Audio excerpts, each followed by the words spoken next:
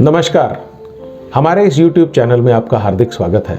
आज एक बार फिर हमारे साथ हमारे विशेष मेहमान हैं डॉक्टर सुशील बजाज। डॉक्टर साहब, welcome to the show. Thank you sir. जैसा कि आप जानते हैं, डॉक्टर साहब फाइनेंशियल अवेयरनेस के क्षेत्र में काम करते हैं, PhD हैं स्टॉक मार्केट्स में। इनकी लिखी हुई किताबें MBA और MCOM के छात्रों के द्वारा विभिन्न विश्वविद्यालयों में इस्तेमाल की जाती हैं। आज हम उनसे एक और अलग हट के विषय पर बात करने वाले हैं। वो विषय बहुत ही मज़ेदार होगा और आपके लिए बहुत फ़ायदेमंद होगा। आगे बढ़ने से पहले आपसे अनुरोध है, कृपया इस चैनल को सब्सक्राइब कर दें, इस वीडियो को अधिक से अधिक शेयर कर दें और बेल आइकन दबा दें ताकि लेटेस्ट नोटिफिकेशन आपके पास आ जाए। डॉक्टर साहब, उस दिन हम बात कर रहे थे कोविड का जो इम्पैक्ट आया है हमारे भारत की इकोनॉमी पर। आज मैं उसी बात को आगे बढ़ाना चाहता हूँ। Our household expenditures have increased by 60%, यानी कि 10,000 वाला बंदा जो था वो 16,000 खर्च रहा है। CMI का ये डेटा है कि 70 लाख लोग अपनी नौकरी खो चुके हैं। उसके अलावा IMF का ये कहना है कि 2021 में 15 से 20 करोड़ लोग BPL यानी कि बिलो पॉवर्टी लाइन में चले गए। तो ये काफ़ी जो आंकड़े हैं वो खतरनाक है। अब ऐसे में जहाँ एक तरफ नौकरी चली गई, पैसा भी नहीं है, ठीक है, तो भविष्य की प्लानिंग या भविष्य के बारे में, जब नौकरी नहीं है, पैसा नहीं है, पैसा है तो 1,000 रुपये बच रहे हैं, 2,000 रुपये बच रहे हैं, ऐसे में क्या इस तरह की कोई इतने छोटे पैसे से भी कोई सेविंग की जा सकती है? हाँ जी, बिल्कुल की जा सकती है। जैसा कि आपने अभी बोला कि हाउस होल्ड एक्सपेंडिचर बढ़ते जा रहे हैं, लोगों की जॉब चली गई है, तो इनकम अगर एक तरफ कम हो रही है, दूसरी तरफ हमारे पास सेविंग्स कम बच रही हैं क्योंकि खर्चे बढ़ चुके हैं जी। अब इसमें क्या हो रहा है कि जब इतने कम पैसे बचते हैं ना हमारे पास, तो कहीं ना कहीं सेविंग को लेके हमारा मोटिवेशन भी खत्म हो जाता है। तो कहीं ना कहीं हम क्या करते हैं, वो छोटा मोटा जो पैसा बचता है 500, 1,000 या 2,000 रुपये अपने घर में कहीं छुपा के रख देते हैं जी। उससे एक तो क्या होता है, चोरी का डर रहता है जी। दूसरी तरफ जो पैसा घर में पड़ा है वो अपने आप डबल तो होगा नहीं, बिकॉज ऑफ इन्फ्लेशन कहीं ना कहीं पैसे की वैल्यू कम ही होती चली जाती है। ऐसे में माइक्रो सेविंग का कॉन्सेप्ट बहुत ही अच्छा है, जहाँ पर आप सिर्फ 500 या 1,000 रुपये से अपनी इन्वेस्टमेंट को शुरू कर सकते हैं जी। तो माइक्रो सेविंग मैं लोगों को कहूँगा कि आप इसकी तरफ मूव कीजिए और अपनी इन्वेस्टमेंट को स्टार्ट कीजिए। तो डॉक्टर साहब, पहले थोड़ा सा आप माइक्रो सेविंग के इंस्ट्रूमेंट्स कौन कौन से उनके बारे में बताइए।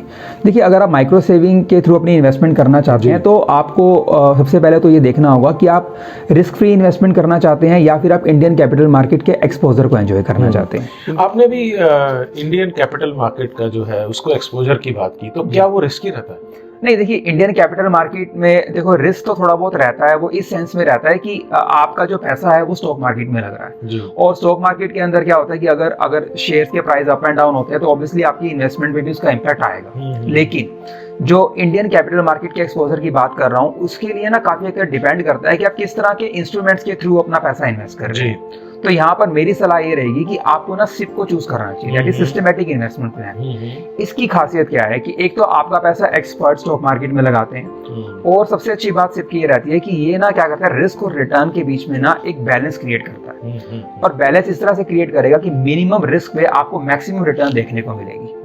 यहाँ पर आपको सिर्फ समझना क्या है कि आपको थोड़ा सा डिसिप्लिन होना पड़ेगा। भाई जज्बा, सिंसियरिटी होती है ना, जब आपको एक फिक्स अमाउंट है जो आपको हर महीने डालना ही पड़ेगा और लॉन्ग टर्म इन्वेस्टमेंट करनी जरूरी है। इस पूरे के पूरे कॉन्सेप्ट को मैं एक छोटी सी टेबल की हेल्प से समझाता हूँ। तो मैं आपके सामने एक डाटा लेकर आया हूँ, जैसे कि अपनी स्क्रीन पे देख रहे हैं। मेरे पास जो डाटा है ये एक्सिस म्यूचुअल फंड का डाटा है। देखिए, मैं पहले आपको ये बता देता हूँ कि हम इस म्यूचुअल फंड को बिल्कुल भी प्रमोट नहीं कर रहे हैं। ये सिर्फ और सिर्फ एक एग्जाम्पल के लिए मैं डाटा आपके सामने लेकर आया हूँ। और जैसा कि आप यहाँ पे देख रहे हैं, जो हमारे पास डाटा है ये 1 जनवरी 17 से लेकर 31 दिसंबर 2021 तक का है जी। इसको समझाने से पहले आपको 2 टर्म्स को समझना बहुत जरूरी है। एक हमारे पास टर्म है यहाँ पे, जैसे कि ऊपर देख रहे हैं आप, एक है नेट एसेट वैल्यू और एक है यूनिट्स परचेज। देखो, नेट एसेट वैल्यू का मतलब होता है कि उसका मार्केट प्राइस। नॉर्मली मार्केट में जाते हैं, कुछ खरीदते हैं तो हम पूछते हैं ना दुकानदार से इसका प्राइस क्या है। सिमिलरली SIP के अंदर भी क्या होता है, आप अपना पैसा जब इन्वेस्ट करते हैं तो आपको पूछना होता है कि इस पर्टिकुलर इन्वेस्टमेंट जो इंस्ट्रूमेंट है उसका प्राइस क्या है जी। तो उसको लिए जो हम टर्म यूज करते हैं उसको NAV नेट एसेट वैल्यू कहते हैं। और यूनिट्स का मतलब क्या होता है, जब आप अपना पैसा दोगे तो बदले में आपको कुछ देंगे। नॉर्मली क्या होता है, शेयर मार्केट में हम अगर इन्वेस्टमेंट करते हैं, पैसा देते हैं तो बदले में शेयर्स मिलते हैं, बट SIP के अंदर हमें बदले में यूनिट्स मिलते हैं। अब यहाँ पे मैंने एग्जांपल क्या लिया है कि एक इन्वेस्टर है जो हर महीने की 2 से 5 तारीख के बीच में 1,000 रुपए ही इन्वेस्ट कर रहा है जी, ओनली 1,000 रुपीज। अब यहाँ पर क्या होगा, जो 1,000 रुपए हैं हम उसको ना उस पर्टिकुलर डे जिस दिन आप अपना इन्वेस्टमेंट कर रहे हैं उसकी NAV से डिवाइड करेंगे। जैसा कि आप देख रहे हैं, स्टार्टिंग में आप देखेंगे फर्स्ट मंथ के अंदर 22 रुपए 27 पैसे NAV है। अब अगर मैं 1000 को 22 रुपए 27 पैसे से डिवाइड करता हूं तो अप्रोक्सीमेटली 45 यूनिट्स आपको मिल गए।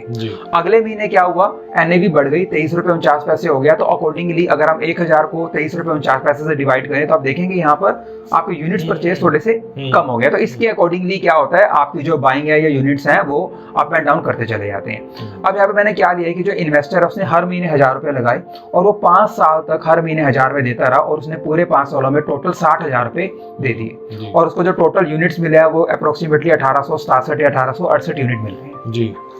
31 दिसंबर 2021 को आप स्क्रीन पे देख रहे होंगे, जो एनएवी निकल कर आ रही है वो आ रही है 68 रुपए 83 पैसे।